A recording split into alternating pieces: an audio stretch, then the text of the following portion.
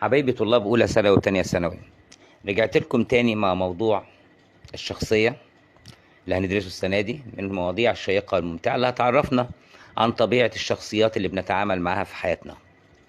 طبعا هناخد أنواع مختلفة من الشخصيات وأنماطها، بس النهاردة هكلمكم عن شيطان عايش وسطينا، شيطان في حياتنا، وهو الشخصية النرجسية. الشخصية النرجسية دي بني آدم أناني طماع جشع، دورش على مصلحته، يفتقد كل انواع العواطف والمشاعر. ما عندوش مانع يضر اللي حواليه من اجل ان يحقق انانيته واطماعه. بيغير من كل اللي حواليه، يحس دايما انهم احسن منه ويسعى الى حسدهم، الحقد عليهم.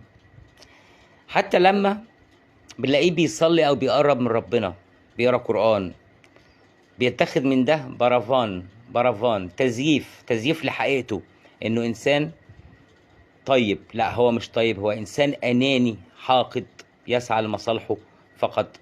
ربنا يبعده عننا، اللهم أمين، وما تقابلهوش في حياتكم خالص. تحياتي، سيكولوجي المصري، أشوفكم على خير.